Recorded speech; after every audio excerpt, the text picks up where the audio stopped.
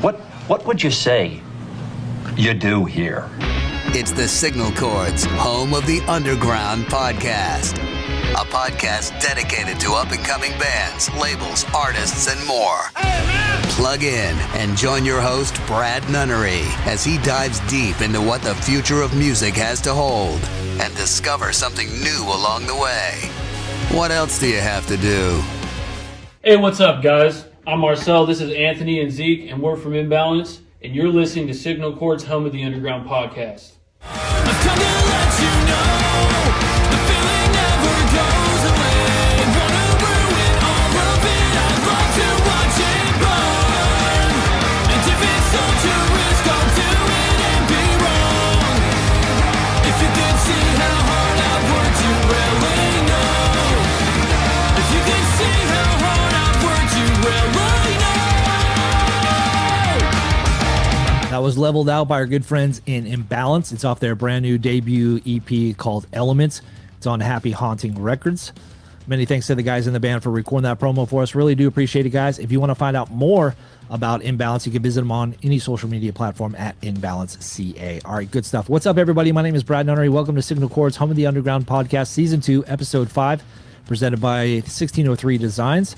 My guests tonight are a really killer Southern California band called the Jackknives. They are an Americana band rooted in punk rock. They just released a brand new record. It's called Ghost Radio. We got the whole band to talk to us about recording this album. Some of the songs, they're doing an East Coast and West Coast record release show, which is really cool. Not a lot of bands are doing that nowadays, but we got plenty more stuff to talk about with these guys. So but for now, let's just get into their latest music video from the title track of Ghost Radio. Here's Ghost Radio on Signal Chords, home of the Underground podcast. Will you remember to haunt me forever with your static soul on the airwaves of gold? And I'll always remember all that stormy weather and the songs were bound. Once our lovers were drowned. It's as we waited for the light to fade out on Friday night. They turned the searchlights out, never to be found. They said we never stood a chance now, baby. We played our songs and danced the blues away. We didn't care what they had to say.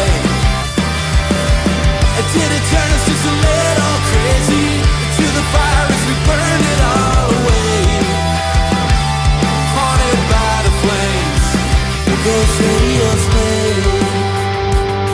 All right, I am joined by the Jackknives, Faris, Cy, Drew from the band. Thank you guys for so much for joining the podcast. Really do appreciate it, guys. How you guys doing? Fantastic. Good, brother. Thank you for having us. Yeah, absolutely. Congratulations, by the way. Ghost Radio just dropped today.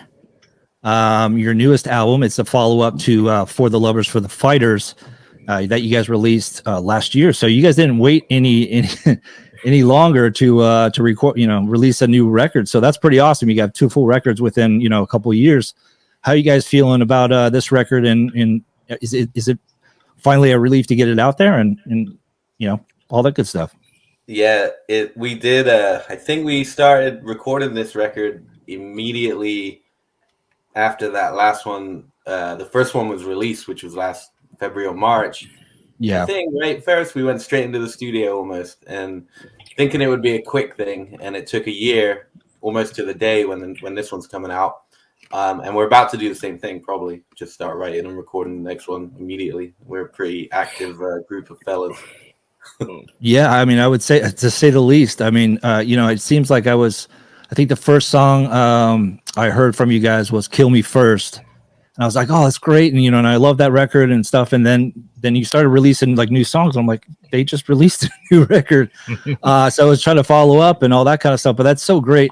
I'm loving all the new songs. We just played the title track, the music video for Ghost Radio. And we're going to talk about the solo acoustic thing that you did too here a little bit later on. And I've got some questions on that. But that music video, the music videos that you've made thus far are amazing. The location shots, the feel, the atmosphere. Who does your videos, and is it the same guy that keeps doing the same videos? Because they're top quality, top notch, and they fit so well with the songs. You know what I mean?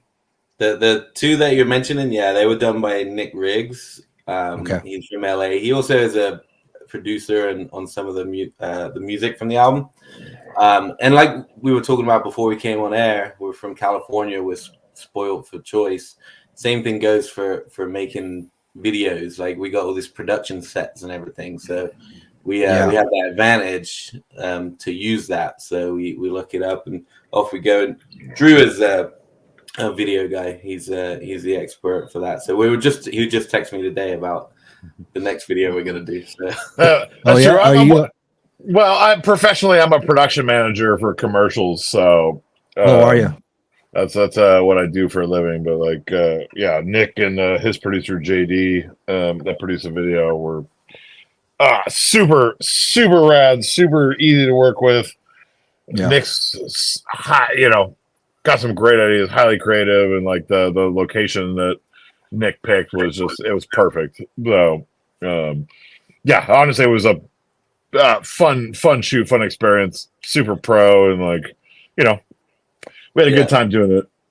We give him an idea. We give him a basic idea of what it is, and then he's one of those guys with that like creative vision to that comes back. It's like, well, what about let's do this and that, and it always comes out great. He's a really talented guy when it comes to that. And Drew mentioned JD as well. JD is the other producer on those videos. We can't forget him because he's a legend as well. He actually did in the new one, the one you just played, the dancing scene when Michelle, who's Drew's friend, is doing the dancing with the guy. The guy is JD, the producer, and that he'd hate me for. Oh, is it? Yeah. But it's fun. It's fun to shoot videos, and for me as well. Not to babble on, but like Nick will be like, "Oh, you should put this hat on and wear this and do a scene like that crooner scene." And in my back of my mind, my insecure self is like, I do not want to do that. He's pushing your limits, right? Yeah, but I do it because I trust him, and it comes out. It comes out great. I'm stoked on it. So no, and I've asked this of a lot of bands so far on the podcast. You always hear the rumors about doing multiple takes, and it just like drags, and luckily the bands that I've interviewed are like, no, we do like one or two takes, and then they just edit. So I don't know if it's like a different process nowadays as far as doing music videos where they've got multiple cameras now and they can just super edit, but it just seems just to be like a easier process for bands nowadays to make. It seems. You know what? As far as like the performance part of it, we did like 4 or 5 takes, and like mainly because like Nick would like do a take just focusing on like. It'd be like a take. It was like a master wide with everybody, and then do a take, focusing on the dragon, doing a take focusing on Simon, doing a take focusing on Bryan, so forth. So it wasn't, it was a few takes, but it wasn't that bad at all. Like it was pretty streamlined. So yeah, that's awesome. So go ahead. No, I was saying it was fun. It was fun. I think. Drew hit on the head. It's a few takes. It's like 3-4 hours work probably, but it's not really work. Yeah. And honestly, like having played in bands for 20 years, like and having done a handful of music videos, Nick was the first director who was like told me ahead of time. He was like, "Hey, do me a favor. Stuff your drums full of towels." So that way you're like, because it's when you're playing like a full live kit trying to play the playback, it's like you can't hear anything, and you're like, I hope I'm matching stuff. Right? Yeah, sure. I was like, oh my god, thank you so much for bringing that up like a week and a half ahead of time, Nick, because like I was able to like stuff everything, like tape all the cymbals, and like just dampen the sound so that way we could do several takes with without killing all of our eardrums, but B, being able to like sync it up well. And it's not like there's nothing worse than like watching a video, especially like if you're a musician watching a video, watching a band, be like, that's not what he's playing at that part. It's clearly, right. It's clearly different footage from a different part of the song, and they're matching up to this. Right. So but it took us a while to get there. Too. If you watch our first or second music video, For Kill Me First, which is a good song, if you really look at it, it was very budget video. Not a lot matches up, and you can also see the production, the people who were shooting it, the camera woman and guy in the video, in the Really quite often, yeah. No, it's so funny because I always wonder, you know, I hate editing. I hate editing this podcast. Like, it's not in the cards for me, but I have to do it. And luckily I don't have very high professional editing gear, and you can probably see that in my podcast, but I do it, just an elementary version of it. But I always wondered how they they synced up, the bass playing, the guitar, like, where you guys are on the fret and all that kind of stuff, and how they sync it to the audio. That to me, it's an art form. I don't know how they do it, but that's always intrigued me when they do music videos. Yeah, it looks great, man. Like, I'm so stoked on that. I really like the new one. The Are You Listening video is really good too. And we leave all the editing to much more talented folk than I. Well, that's what they're there for, right? Yeah. Yeah. All right. So let's go back in time to 2018, because that's where you guys first started, right? Back in 2018. Yeah. Yep. I mean, it would have been, that was just me, 2018, in a studio apartment in Hawaii, and oh wow. Yeah, I was just put out. What were you doing out there? I lived out there for a couple years, working and living out there.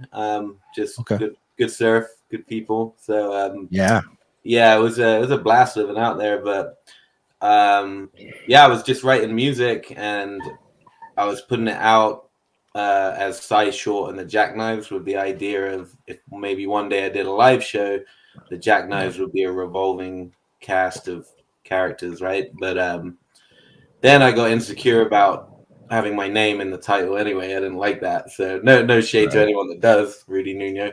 But it was so I just put some music out, very low quality, low budget recordings at home, and got a decent reaction. Moved back to California a couple years later and decided, let's make a real band and go for it a little bit. So that's when I met Faris through mutual friends, and we came in, we started a band, and it got a really, it's got good feedback. We got a decent following kind of building up, and we got to that point, because you'll probably notice there's a two new members from the original lineup a year or so back.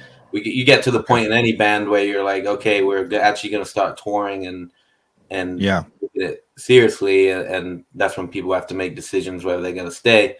So we switched out. Me and Faris were in it from the day one, and then Bryan came in first on bass, and then Drew and Bryan are best buds since they were young or whatever. So I know a drummer, and I know a lot of bands say this, but it was just instant. Like when Drew and Bryan come in, it's just like everything aligned. Our mentalities as to what the band is or is going to be, our songwriting, our musical tastes are varied, but they align.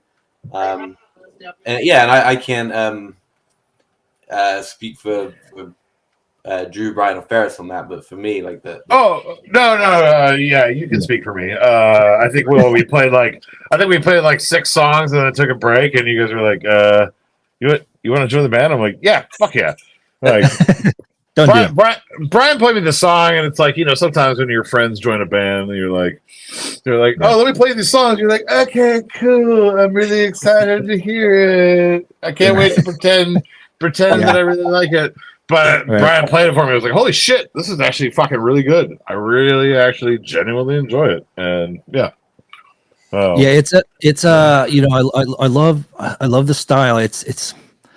It's hard, I was talking to Sai about, how do you describe your band? And it's Americana, rooted in punk rock, and it reminds me of the Gaslight, Anthem, bands like that, or the modern day Bruce Springsteen, with like a souped up version of Bruce Springsteen. I mean, that's the way I take it. I mean, everybody has their own way, but I just love it. And it's in Ghost Radio is one of those records to me. I'm trying to think of like what it means to me, because it probably means a lot to everybody, right? And what things do, but it's the perfect road trip album. And what I mean by that, it's just like you just press play and like you love like every song, and there's like no skips, and every song you can sing to, you feel good about it. It makes you reminisce. That's just the way I feel about this record. So, Brad, that's awesome. And honestly, like having not been in the band that long, was exactly my reaction to when Bryan played me the songs. I was like, holy shit! Like, so that very, very well put. I feel exactly the same way. I was like, I heard all that shit. I was like, damn. Yeah. I appreciate you saying that. That's a very nice compliment, because that's what we're trying to do. We're not trying to do anything fancy or be cool or any of that. We're just writing music that we like. We're all freaking 40-year-old men, and we've settled into what we know and what we like. You know, everybody has varied tastes in here. Faris is more of a fan of metal, but we're all rooted in punk rock, right? Yeah. And I was looking at before the show, I was looking at a whole bunch of playlists you guys created on Spotify, and you guys have like a pre-show playlist, and a lot of bands on there like Millen Collin, and you had some old school like 10-foot pole on there and stuff, and just seeing some really killer bands. I'm like, oh, I love that band. Oh, I love that band. It's like it's pretty cool, and knowing that you guys are rooted in that. And was that always kind of the go-to genre? You're saying there's some metal influence. You love metal too as well, but is that kind of the kind of the foundation of the band? For sure. Not to hog the mic here, but yeah, we all come from different backgrounds. I grew up in England, obviously. Drew, you're an Orange County boy, right? Yep. Yeah, and then Faris is Palestinian American. He's that's what always got me the story that you told me, Faris, of like flying to the Middle East when he was a kid, but on his headphones it would be like, I don't know, Slayer or whatever it was, right? A Sabbath. Yeah. So, okay. We all have these. The dragon. What do you think about the Slayer reunion? Let's talk about that. That's not my expertise, but yeah, my point is like we come from different places in the world, different cultures, whatever, but we're all rooted in punk rock, and there's a million subgenres of punk rock, right? But and for me, to speak for myself, it's just catchy melodic punk I've loved since I was 10 years old, Yeah, it's one of those things. A friend of mine got me into punk when I was in the Navy, and he would play me the Vandals, and he played me the Black Flags and all that kind of stuff. But I was a little late to the game in the Black Flag and Bad Brains and all that kind of stuff, and I just never could really understand at that age the audio quality and why bands put out songs that sounded like crap to me. Like it didn't really get to me, you know what I mean? It wasn't one of those things. But then I found Lagwagon, and Fat Records and all that kind of stuff, where like, yeah, Green Day was great, The Offspring are great, but I wanted to find bands that are a little bit more heavy, more melodic, in the Millen Collins of this world, that skate punk, melodic punk, and that's been my gravitas, as growing up in punk stuff. But I still love the hardcore punk stuff, and every once in a while, but like that's my main go-to. But that's really cool that you guys are into that, and it shows in the new album. But I'm going to switch gears because we just talked about Ghost Radio, the original version, and you just released a YouTube live acoustic. It was just you, Cy, and your guitar. And I want to compliment whoever was in charge of the audio, because the reverb was perfect on that. Like it sounded amazing, and I was like, he needs to do a whole record of just a YouTube, or just do a song, once a month or whatever of the album. Let's talk about that, and I want to talk about what the meaning behind Ghost Radio, the album, and the song as well. So, if you want to kind of elaborate on that. Well, the guy who did the audio on that is called Raul Cuellar Riff. He's from Burbank, California, and he actually did the producing, right? He did the recording for it. Okay. Produced 4 songs on the record. The 4 singles that just came out on the EP were all done in his studio, and one of the most talented and nicest people you'll ever meet. Definitely a name that you'll hear more of going forward with some big bands, I think. Yeah, he did that. And then Nick, the same guy who did the music video, did the video for those songs. There's actually another one coming out later on too, another acoustic version. Yeah, and then the meaning behind it was just Ghost Radio is about it's more of a story. Everything I write lyrically is based on truth and experience. Yeah. But sometimes you put a mask and embellish a little bit to romanticize it, and those are lyrics that I love. Right, that kind of Menzinger's Gaslight, Anthem, Springsteen style storytelling. So that's my attempt at that. Ghost Radio is a story of optimism and fighting against the odds as a couple, and coming through and looking back on it and looking back on the songs and the times, good times and the hard times that got you there, you know. And that's the story I tried to tell. There's a little bit of a story in there that, you know, of an imaginary couple almost talking about, you know, struggling through. And again, we talked about the video, Nick's vision of that, you know, with a kind of ghostly lover and the dance hall and everything was like he looked into my brain, you know. So it was pretty cool. Yeah, no, that's awesome. Now I got a question. Like when you do something like that, it's like raw and broken down, and it's just you and the guitar, and there's just somebody filming you. Do you get nervous at all that you're going to screw up, or is it just you've done it, you've played it so much, or that you don't even think about it? But you know, it's one thing to be in a band and having the band behind you and having you know four guys behind you and having the confidence. But when you're stripped down like that, you know, it can make or break people. Do you get any nerves doing it? 100%. Yeah. Well, I don't get nervous with my band or with our band. I do not get nervous because we fail or we succeed together on the stage as a band, right? Whoever fucks up doesn't matter. We're all going down. But when it's me on my own, it is way more nervous. But that acoustic performance was fine because I'm friends and I know Riff and Nick. It was just us three. And there was someone else in the room who you'll find out later on. You said we'd ever stood a chance now, baby. We played our songs and danced the blues away. We didn't care what they had to say. Or did it turn us just a little crazy? To the fire as we burn it all away. And haunted by the flames, Ghost Radio's playing.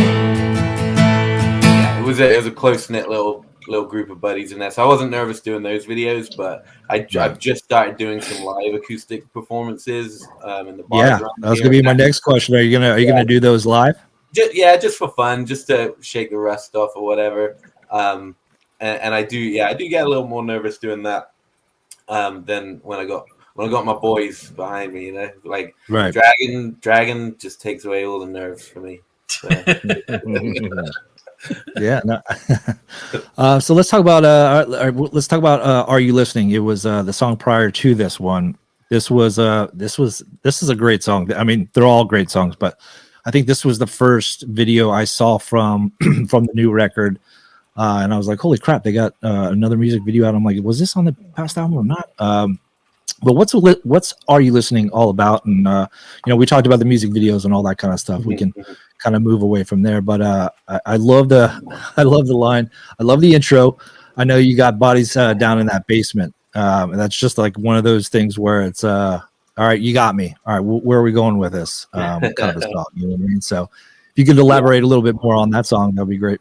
Yeah, that was a song, and I think on this record is the first time I've got a little bit more vulnerable and personal with my lyrics. The Time We Had is a personal song, and Are You Listening is a personal song as well, in a vein of it's about somebody who I don't care for that much, and it's about a person or those people who are kind of phonies and narcissists and fake their way through life.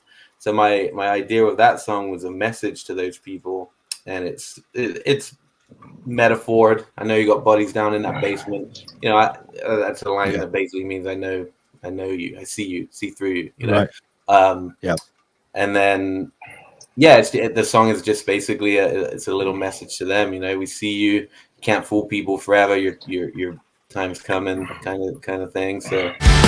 Are you up all night thinking about escaping?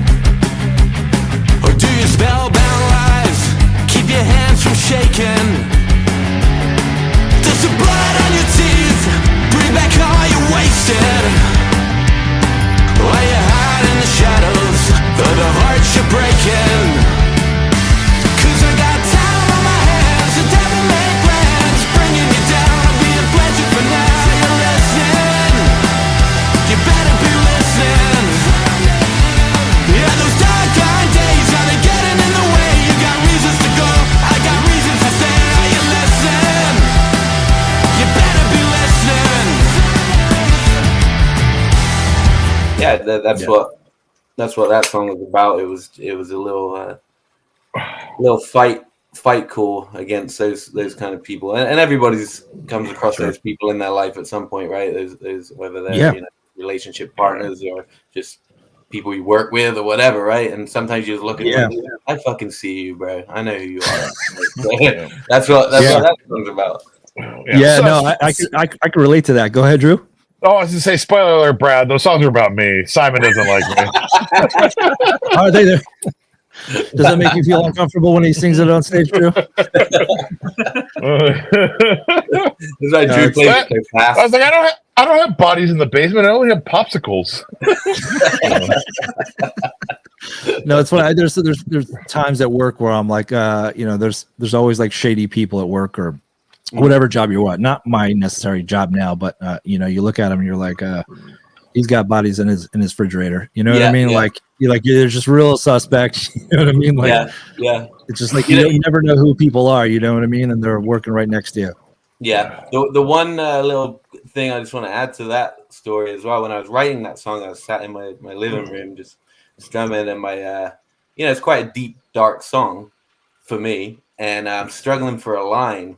It's like the second or third line, and my 12-year-old daughter comes down, who was 11 at the time. I'm struggling for this line, and she goes, "What?" And she heard it, and she goes, "What about? Do you carry the weight in the pain of changing?" 11-year-old girl. I was like, okay. The darkest best line in the whole song came from an 11-year-old girl, and I gave her writing credit on the album. Did you? Yeah, good. That's wow. Right? Wow. Yeah. I would turn my head a couple of times. I'm like, where the hell are you, my kid? Well, that's awesome. She's co-writer, so she'll help you out on a new record, dude. And I mean, she's solidified her place in the world. That's awesome. Yeah, for real. Yeah, we're excited about writing the new record. Just talking in terms of writing, because we have 2 new members who are, Drew and Bryan, fantastic musicians, fantastic. And Drew has already brought another song to the table for the next record. He's a lyricist too, so it's a collaborative effort, and we got good things coming. Yeah, so I wanted to talk to you about that as far as, when you guys are putting songs together and you got new band members and all that kind of stuff and you're working on new music, do you have the lyrics? I mean, it's a cliche question, but an honest one. Do you write a lot of stuff like on your guitar and then you bring it to the guys? Are you a lyric guy first or a lyric and guitar guy first, or is it like the whole band just jams and feels something and then you start working on separate pieces? Or how does that kind of the writing process, should I say, in short, how does it work? It's always been melodies come first for me in my head. Yeah. Lyrical melodies, and then I put chords to it, and then I have a notebook of lyrics that are they're nothing. They're just ideas that I note down throughout the day or whenever. And then I'll bring that. That's always been the way. Now we got a very collaborative band because, I can't tell Faris how to write a guitar piece or Drew how to write his drums. So it's going to be a good collaborative effort. And then, I don't know. Yeah, that's my songwriting technique, I guess, is I note down ideas and then melodies come and then I put chords, and they all start on acoustic guitar. I don't have Drew has a different process for that, but that's always been mine. No, I mean, it's funny. It's like a lot of the times, like my own songwriting, it's like I'll just fuck around in Pro Tools with a guitar and come up with chords and chord progressions that I like, and then I wind up writing the melodies with watermelon. That's like in his lyrics. And then and then once I come up with a good melody, then I come up with lyrics based off of that. But but it's also, I mean, it's funny. It really depends on the song. It's like some of them, as you're writing, you already hear the melody in your head, and it's a couple with lyrics, so you can kind of do almost like all three at the same time. It really depends on the song, I think, and like the chord progressions, and then also what you're personally going through / feeling at the time too. Yeah, absolutely. And how do you know when? This is a common question I ask because I am a constant. Me personally, I'm an overthinker. I'm a perfectionist. To where it's like, I'll do a podcast and I get everything done and I put it in the can, I put it on YouTube. And then 2 weeks later, I look at it. I'm like, that artwork on there. Oh, that cut, that looks like crap. Like this looks like shit. Do you guys ever like write a song? That's, I guess, a two-parter. You guys ever write a song and listen to it, record it, then go, and sit and regret at times, or you just move on and move to the next one? Do you guys ever do that kind of stuff, or is it just kind of one of those things where you're proud of it? You set it off to be recorded and it's already done and let's move on. Faris told me to re-record Dancing with Demons. Right? Oh, really? Yeah. I mean, prior to that, we didn't really have it like at a professional studio. It was just in Simon's closet when we made it. Oh, really? Yeah. There's an old version of it. So we're not. Honestly, it's probably an issue I have. The minute we put out a record, I immediately think, and I love this record that we just did. I love it, but I know I already like, wow, we can do way better than that. What? I mean, there's the old classic adage: "You are your own worst critic." Yeah, sure. And it's like when you care about what you do, then no matter what you put out there, there's always like. Because you're always, I don't know, you're constantly trying to improve and come up with better shit, So it's like you always think back to like older stuff. You're like, I could have done this. I could have done that. Yeah, but that almost motivates you, right? It almost motivates you to bring it on the next record or the next song or whatever. So it's like you need that, right? 100%. It's motivating, and also too with like older songs, it kind of makes it possible for like fun, not reimagining, but like fun like alterations that you can do live in the future that people are like, oh shit. Like we've basically reworked our whole back catalog before Ghost Radio for our live show because we had two new musicians who had different styles than the old ones. And I went through for the Lovers and the Fighters, and I found a couple songs. Like I love them all, but I was like, I found like the couple that I was like, oh shit, and we brought them back to the table, and collaboratively we all kind of like reworked them and updated them, and and kind of made them your own, right? To where you could feel comfortable performing them and all that kind of stuff. To maybe your style of playing, because maybe the other drummer wasn't your style of playing, but you're doing things here and there, but still keeping the heart of what the song is, right? 100%. And that was a big thing with like, coming into the Jackknives, and like, I really respect, Cy and Faris and the songwriting of this. It was like, I'm not trying to like fucking redo everything, but just add a little bit of the Better Yeti flair. A little bit of hot sauce on there. Well, I mean, like you were talking about, like Lagwagon, Fat Records, like that's the shit that I grew up listening to, like when I was learning drums, and so I definitely kicked up the songs a couple BPMs. Did you? Yeah, good. Some songs more than others, but live music is our live show is different anyway, and we're definitely a band. We've kind of developed a good structure and a really fun, cool live show now. But things that different. The guitar solos will be Faris plays different solos and different different things over each time because it's fun. It's fun, right? Yeah. Oh, dude. Honestly, it's been a blast. Again, since that very first jam, I was like, it was instant connection. Like, yeah. And I I don't just say that for the sake of a video podcast or an interview. Like fucking instant connection. It's been like I honestly haven't been this motivated to play music in I don't know 15 years, something like that. Like, and I play in a couple other bands, and like this is the most like jazzed I've been about doing shit and like playing with these guys. Those are our favorite songs, playing on the radio. We'll let the melody walk us home as we dance round the dial like that old 45. We've been singing our whole damn life, but we'll be letting it go tonight. Yeah, for worse or for better, we'll survive. I hope No, that's awesome.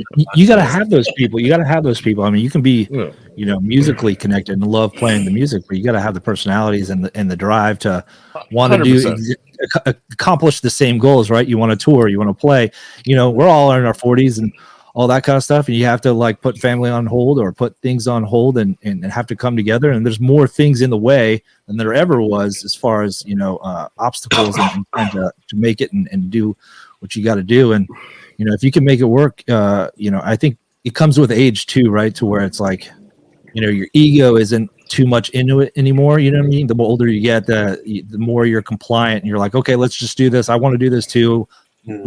Push my ego aside and let's get it done. But you still got to mesh well personally and professionally. You know what I mean? Yeah, Well, 1000%. that's the whole thing. Just being older. Like I've been in a million bands when I was younger. We tried all of it, right? To be where it was cool. We're in this band or that band, but now it's like, I have a family, I have a job, but I'm still gonna put everything into this band, and but we're not trying to be cool. We're just doing what we love. We're writing the songs we love. We sat down at the beginning and we said, okay, this is our approach. Is we do it our way, right? We'll tour, but we'll tour when we can. And we'll fit our shows, and if one person says can't make it, man, then we work around it because we understand each other, and you know, it's got to stay fun. It's got to stay fun and rewarding, and we just do it our own way. Yeah, and it's we were talking earlier before we started recording and being in San Diego, you guys have a lot of places to be able to play, so you don't have to constantly, you know, pick up your stuff and go to, you know, let's say NorCal or, you know, or Utah or any of that kind of stuff. You know, if your schedule's tight and you want to play shows and you can't get out, you know, for very long, you know, California is a perfect place to do it. You know, I think, you know, Florida is kind of still struggling in that aspect as far as live music. There's real cool places to play here, but you know, luckily you guys can do it. But speaking of shows and all that good stuff, I'm very curious to talk to you about your record release shows. You got a West Coast one on the 23rd in Costa Mesa with Signal Chords, Home of the Underground podcast alum, Testing the Details. Really killer band. Love those guys. Love what they're doing. That's so cool that I saw you guys playing with them. Really solid band and solid people. Really stoked to see that. And then you're also going out to New York on the East Coast, which is weird because I haven't seen a lot of bands do like coast to coast record releases. So what was the thought process behind all of that? We're the first, man. we Faris' brainchild right there. Yeah, well, it's us and the people that help us run our little label, FUMIE Records, and our management and everything. My wife and others. We did it based on analytics of our listeners. The people who are buying our merch and the people who are listening to our songs are definitely in those states: New York, New Jersey, Philly. Makes sense, right? It's easy. You got the tools now. Right. We're talking about Springsteen and all that kind of shit. It's like that's the heartland right there. Right? So, we have a big, pretty big, and so far it's working. We've sold pretty good amount of tickets for that show, so it's gonna be a banger. And then, obviously hometown, Costa Mesa, Orange County. That's gonna be a rad show as well. So we're stoked. So so you guys do pay attention to your like analytics, and I had asked Elijah from Father Before Me, like, you know, he's a solo artist, but he hires, you know, he has buddies that will play with him live. I'm like, how do you know where to go like as a solo artist, you know, and if you're trying to figure out? And he's like, I look on Spotify find out where he goes. I'm huge in Japan. Yeah. I'm gonna try to get my ass out there, but I don't have any money. On Apple, I guess, and I don't know this for a fact, but I guess they use Apple Music in Japan more than Spotify because we have. Yeah, our number one listener on Apple Music are from Tokyo and Osaka. really. Yeah, and then Spotify, it's I mean it changes, but generally, those are the numbers. If you got the tools these days, right? Why not? It makes it easy. Why go to Omaha, Nebraska? No shade to Omaha, it's wonderful, but screw Omaha. if nobody's gonna come to your show there, well, I mean, you can still go and you get on good bills and do the old school way too. But using the tools is definitely a good way to do things. Especially when you're an older band, like we're talking about, and we don't have as much time to go on a 60-date run across the U.S. Yeah, and how do you manage that? What's kind of, speaking of which, is there, I know it's harder for you guys to go on tour and all that kind of stuff. Are you guys will you do like a run for like a week or so here and there, or what's the game plan after these record release shows? Yeah, we have a tour coming up. There's I think it's about 13, 14 dates right now. We're going to mainly West Coast, Southwest. We're going to Portland, Seattle, Vegas, Tempe, San Francisco. Honolulu, Hawaii. We're going to play a festival, which is freaking awesome. That's a rough gig. Yeah. We want to get everywhere. We also pay attention to the DMs we get from people as well. Like, hey, you guys should come here. So we'll get everywhere. We'll make it work. We'll get everywhere. And that's that's that, man. It's exciting. Honestly, I have no life. I can leave on a 3-month tour tomorrow. It's fine. So. All right. I have no life, no kids. All right. No, I'm gonna, Sai, I'm gonna DM you every day and say every morning I'm gonna wake up and I'm just gonna, because you're 3 hours behind me, so you're gonna wake up to me going Orlando. DM Dragon's Instagram. He likes it. Oh yeah, he does. Yeah. Brad, you're based in Florida? Yeah, in Orlando. Nice, right on. Mm-hmm. Yeah. Yeah, we some of my favorite bands came from Gainesville. Shit. So Less Than Jake, Hot Water Music, all that kind of stuff. Tom Petty. Against all authority. Yeah. Wow, that's a name I haven't heard in a while. Yeah, man. We're going to Gainesville. Me and my friend are going to Gainesville in a couple weeks to see Ballyhoo, and I haven't been to Gainesville in a while. I don't know if you've heard of Ballyhoo. They're kind of a reggae rock, reggae punk kind of band. I was in a band that played with Ballyhoo 10, 12, 15 years ago, something like that. Played with Bill, in Long Beach, long time ago. Oh wow, yeah, they're like a staple. They come here like literally 2 or 3 times a year, so it's kind of like one of those out of jail free cards that we get from our wives, and we're gonna hotel a little Airbnb or whatever, and we're gonna do it out in Gainesville. He went to the University of Florida, so he goes up there and cries because he misses college so much. And I'm a Florida State fan, so I'm just like I'm in enemy territory the whole time I'm up there.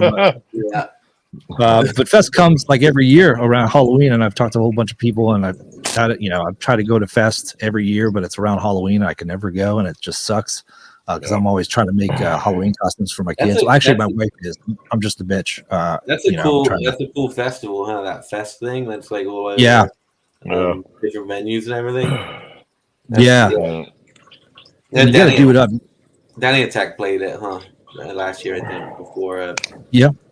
And you have some history with Danny Attack, don't you? Was he on FUMIE Records? No, he wasn't on the label, but we toured with him. Yeah. Oh, did you? Yeah, we toured with him last year.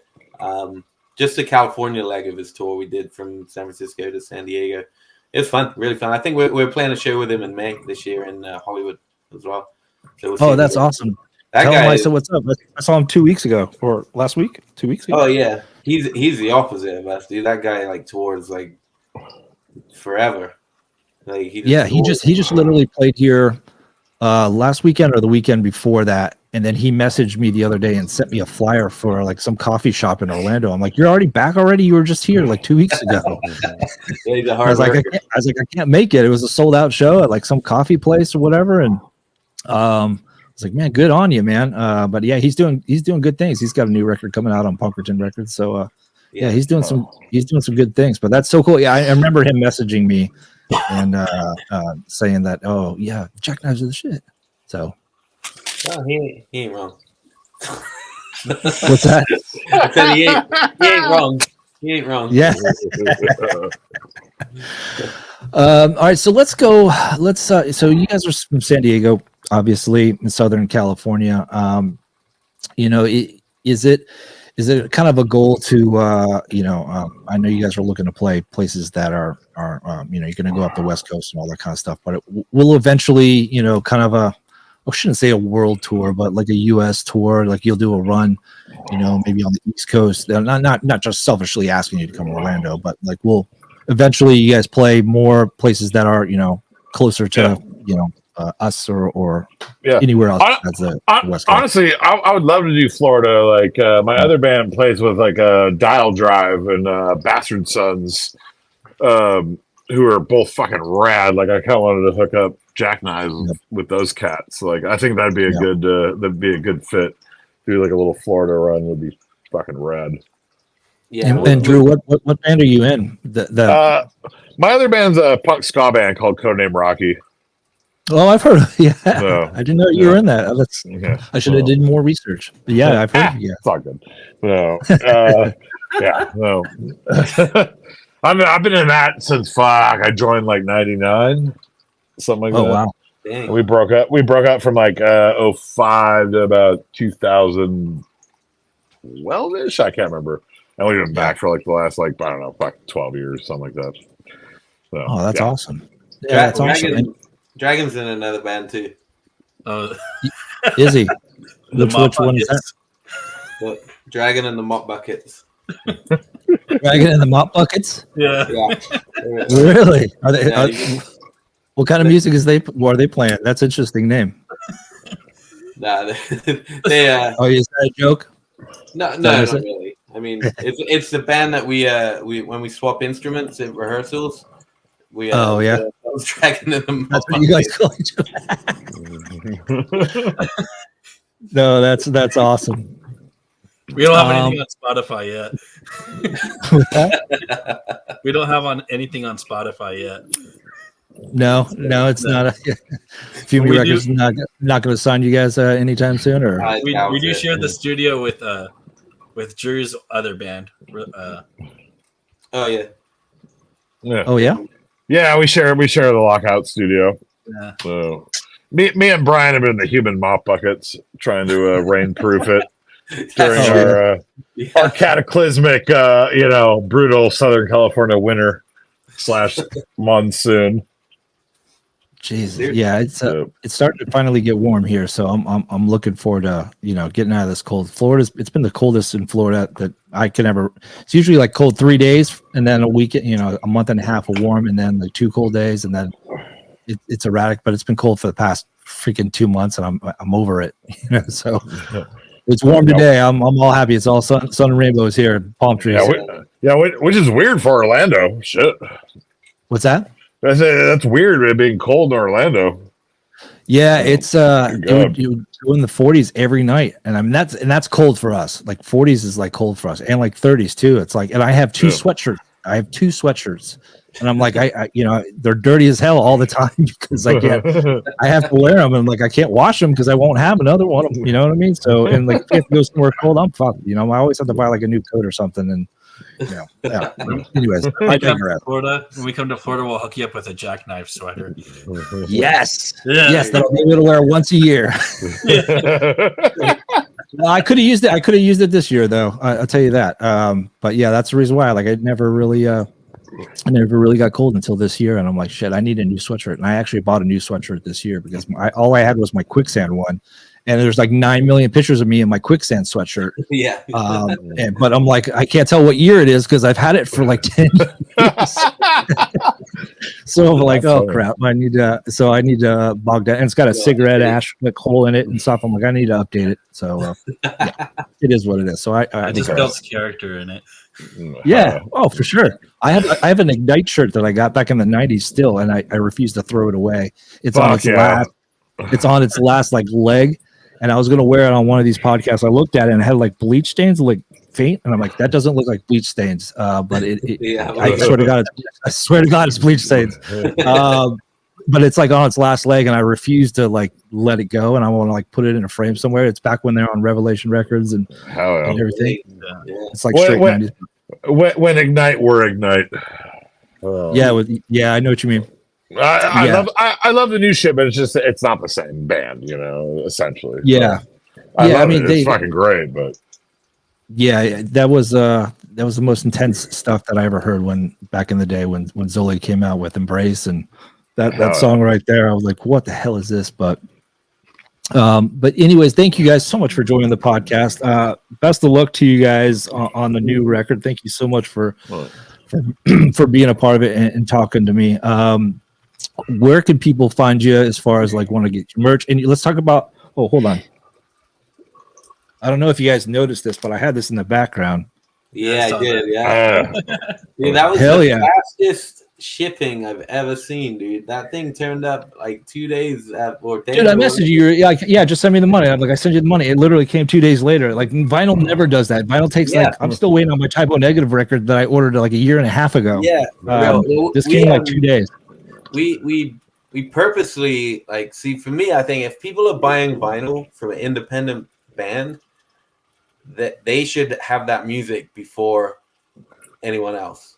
So that's why we released that before the digital release, because and we were freaking blown away, dude, by how many orders we got for that stuff and everything. So we put a lot of effort into producing a good record and a high quality vinyl product, and we were stoked. Thank you for your support and having us on and everything, man. What color is that? Hold on, it is it's actually number 175. Nice. Shit, I think I got 174. Do you really? Yeah, totally. That's my favorite color. That very translucent burnt orange. I like that one, dude. Hold on. Yeah, burnt orange. Yeah, it's legit, man. I love it. And I had like this whole side right here didn't have any plastic coverings, and I had to order some the other day because I'm like, I need to. I have to protect these things, dude. So for real. You have a lot. Where? What's that? You have a lot. You have a big old collection there, dude. Well, I started this. like the podcast. I started my vinyl collection during the pandemic. Oh yeah. And the thing about it is that I started Signal Chords around the pandemic because I needed something to do. I needed my brain to do something, and and I still love music, and I still wanted to support it and do all that kind of stuff. But at the same time, I ordered a band called Orange 9mm put out a reissue of one of their vinyls, but they had a T-shirt. I'm like, I want an Orange 9mm T-shirt. I haven't had one in like 20 years. And I only ordered it for the shirt, but the vinyl came with it. And I'm like, I didn't collect vinyl at the time. And then I got the vinyl, and I was like, holy shit! I have like, this is the most amazing thing in the world, like a piece of thing, whatever. And I have over 3,000 CDs, but my wife won't let me like set them up in the house because she's like, the CDs are so trashy. Yeah, vinyls look classy. Vinyls look better. Yeah, it's classy. So I convinced her. To let me get a little IKEA, a little, fucking thing to carry. I was gonna say, dude, those IKEA fucking shelves are the best for vinyl. Holy shit, dude, they're great. They're so good. Yeah, it's like $40. It's $40, and like I got I've got some time to get filled the rest in, but we're good. And it being IKEA, it has almost everything you need to put it together. Almost. Those Allen wrenches are my bitter enemy. Those little things. Dude. God, I hate those things. And why do they? Why can't they just make a better tool that does the same thing? I don't understand it. It's funny. It always reminds me of this Futurama line when Fry's putting together furniture. He goes, "Oh, IKEA." He's like, "Boy, those Swedes really sure know how to put it in almost everything you need." Dude, it's absolutely true. Absolutely true. So, speaking of the vinyl, where can people go to pick it up and purchase this bad boy? Yeah, that one is It's just in our web store exclusively. So just go thejackknives.com and go to the store. Got all our updated merch. We got everything in there now, ready for these shows and this upcoming tour. We got t-shirts, got all that stuff. Best way to support independent bands, right? So is to and I'll put everything in the description below too, so people can just watching everything is at thejackknives.com. That vinyl, there's still the first pressing. There's still probably about, I don't know, there's still some left of those silver stamp numbered ones. And yeah, man, thank you again. I was just thinking back. You're right. The first time I saw your podcast was when you shared "Kill Me First." So that was a while back. And yeah, and you've been there since, supporting us, and we're supporting you right back too, man. Because when you put a platform for independent musicians, it's a big deal. So we're fucking stoked on that. Thank you. Yeah, it's always been my thing, and it's my unfortunately I wasn't blessed with the ability to play an instrument or the attention span to play an instrument, and so I want to contribute as much as I can and help anybody I can out and make sure or try to have bands succeed and labels succeed the best way I can, the way that I want to. But it's a pleasure, guys. I really appreciate you guys taking the time and talking, and we'll talk more down the road. You guys are selling out the arena, and I want stadium seats, man. I want the club seats when you guys come play the arena. Yeah, we'll be there at Gator Swamp Stadium or whatever it is down there in Orlando. Come on. I'll inevitably be there working security, so it's fine. Just go. Yeah. Well, Jackknives, thank you so much. I really, really appreciate it. Cy, Drew, Faris, really appreciate it for taking the time, and we'll catch you down the road. Yeah, must have. Thank you, Brad. Appreciate it. Thanks, Brad. Cheers, buddy. Thank you. Cheers.